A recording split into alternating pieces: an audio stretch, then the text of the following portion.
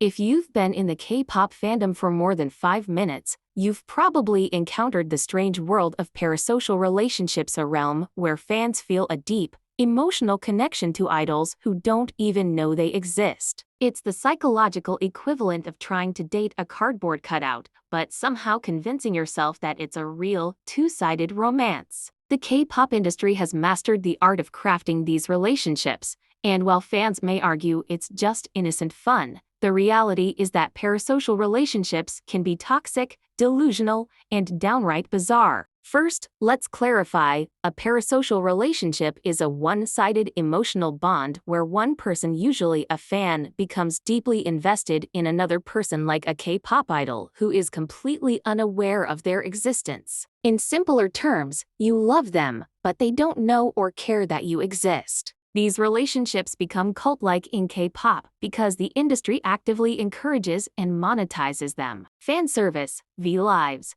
fandoms, social media posts, and fan meetings are all tools designed to make fans feel special, as though their favorite idol is speaking directly to them. Spoiler alert, they're not. Let's be honest. Idols are trained to make fans feel like they're part of an exclusive relationship. They say things like, "You guys mean everything to me," or "I don't know where I'd be without you." And that's cute, right? Until you remember that they're saying it to millions of people. Yet, somehow, fans will convince themselves that the idol is speaking directly to them. If your friend treated their celebrity crush like an actual boyfriend or girlfriend, you'd probably have them committed. But in the K-pop world, it's practically normalized. Take the classic example of an idol on a V-Live saying something like, "I missed you all so much," and fans commenting things like, "He totally misses me more." Girl, no, he doesn't. He doesn't know your name. He didn't miss you. He missed your credit card. One of the most baffling aspects of parasocial relationships is the delusion that fans harbor about being the one for their favorite idol. We've all seen the comments, "If only he met me, we would definitely fall in love."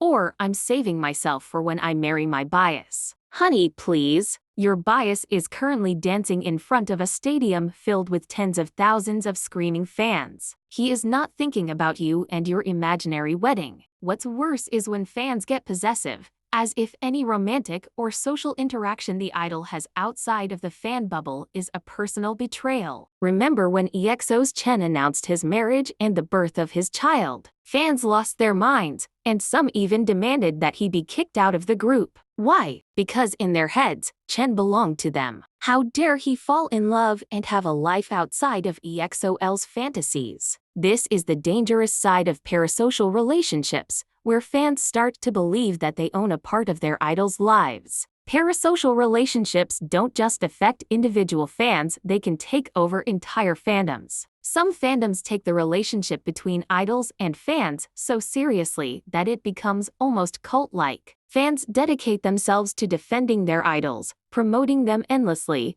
and even attacking anyone who dares criticize them. Let's not forget how parasocial relationships feed the multi-billion-dollar K-pop industry. Companies know exactly what they're doing when they encourage fans to form emotional attachments to idols. Fans will spend money on albums, concert tickets, merch, and fan meetings, all to feel closer to their idols. And just remember, I'm talking about those that actually take it too far and think these idols are their significant others. The industry relies on the delusion that fans are not just customers but emotional investors. K-pop companies manufacture these emotional bonds to guarantee that fans will continue pouring money into their biases, hoping to maintain that illusion of intimacy. Parasocial relationships can also fuel obsessive behavior. Fans begin to see their idols not just as entertainers, but as extensions of themselves. This leads to toxic behaviors like fan wars, where fans viciously attack anyone who criticizes or disrespects their idols. The attachment becomes so personal that fans feel they must defend their idol's honor, even at the expense of their own sanity. In extreme cases, parasocial relationships lead to stalking, with Sasseen's obsessive fans going to terrifying lengths to breach idols' privacy. They follow idols to airports, hack into their personal accounts, and even break into their homes. The fact that fans are willing to go to these extremes shows how parasocial relationships can cross the line from admiration to obsession. The saddest part of parasocial relationships is when the fantasy eventually falls apart. Sooner or later, the idol will do something that reminds fans that they're just people, whether it's dating, getting married, or simply taking a break from the industry. And when that happens, some fans take it as a personal betrayal. The reality that their idol isn't theirs to control shatters the delusion they've built, often leading to public meltdowns or, worse, harassment of the idol themselves. At the end of the day, parasocial relationships are a form of escapism that can quickly turn toxic. While it's perfectly fine to admire idols for their talent and hard work, the key is to remember that they are not your friends, lovers, or family. They are entertainers who don't know you exist, and that's okay. Enjoy the music, watch the performances,